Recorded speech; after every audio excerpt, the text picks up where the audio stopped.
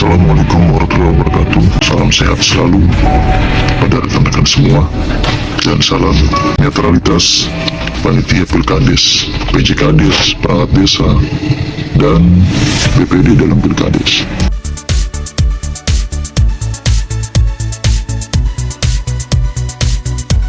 Yang saya ceritakan sedikit bersumber dari Puspintek Pelira yang ditulis oleh Ketua Umum DPP LKDN.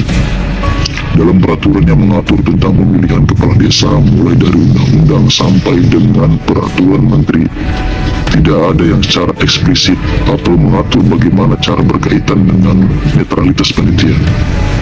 Tapi secara implisit, kita tetap bisa menjustiskan dua hal yang bisa dipedomani, yaitu satu, bahwa asas Pilkades ini adalah langsung, umum, bebas, rahasia, jujur, dan adil, jurdil ya. Mendagri ya 112 tahun 2014 dengan pasal 35 ayat 2. Empat asas tersebut diperuntukkan kepada para pemilih, sedangkan dua asas yaitu jujur dan adil diperuntukkan untuk kepada panitia. Artinya, panitia harus melaksanakan tugas kepanitiaan dengan jujur dan adil, baik jujur pada dirinya dan jujur kepada Tuhan Yang Maha Esa. Panitia juga harus melaksanakan tugas kepanitiaan dengan adil, yaitu dengan adil pada diri sendiri siapapun, dan adil kepada Tuhan Allah Subhanahu Wa Taala. Bahwa sebelumnya pelaksanaan tugas panitia Pilkades kan diambil sumpahnya, ya selayaknya ataupun lazimnya para pejabat, pegawai ataupun petugas yang akan melaksanakan bagian dari sistem tata kelola pemerintahan di NKRI. Sumpah yang diucapkan oleh panitia tersebut harus dipahami, disadari, dan diyakini bahwa sumpah tersebut diucapkan kepada siapapun, kepada diri sendiri, kepada Allah Subhanahu Wa Taala. Sedangkan netralitas ataupun pada PJ, Kades, perangkat desa, dan BPD diatur dalam pasal 30 ayat 2 yang berbunyi, pelaksana kampanye dalam kegiatan kampanye dilarang mengikutsertakan 1. Kepala desa, 2. Perangkat desa, 3. Anggota badan permusyawaratan desa. Ya, ayat tersebut memberikan petunjuk bahwa PJ Kades, perangkat Kades, dan BPD dalam penyelenggaraan Pilkades itu harus netral, tidak boleh mendukung salah satu calon kandidat, apalagi dengan sibuk. Berarti kan salah satunya ada yang dirugikan dong.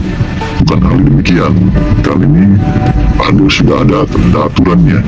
Oke.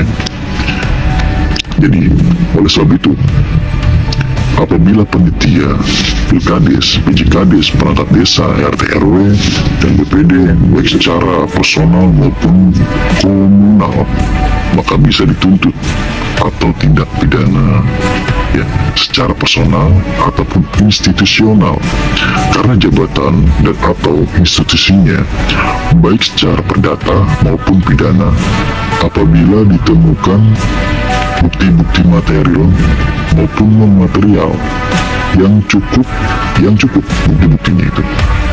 Pasal-pasal yang memungkinkan bisa dijadikan bidikan antara lain pasal tentang penyalahgunaan wewenang, melanggar sumpah, pemalsuan, manipulasi, pemaksaan, pemerasan, penggelapan, dan pembocoran, dan lain-lain sebagainya. Akibat yang ditimbulkan antara lain memperdatakan panitia, mempidanakan panitia, menghentikan pelaksanaan, dan bisa membatalkan hasil dari pemilihan tersebut. Maka dari itu, jujur dan adil serta menepati sumpah adalah komutlakan bagi panitia Pilkades, PJKades, perangkat Kades, dan BPD.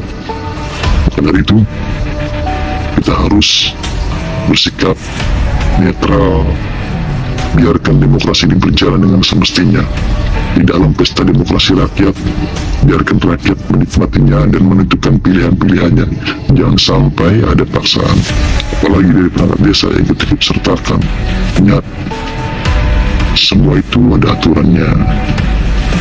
Salam demokrasi, tetap semangat, maju terus, pemilu damai, terus maju untuk Indonesia maju. Kita satukan visi misi kita.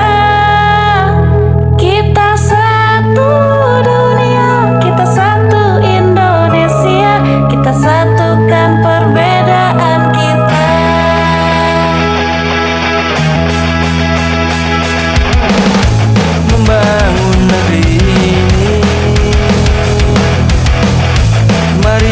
kita bersama.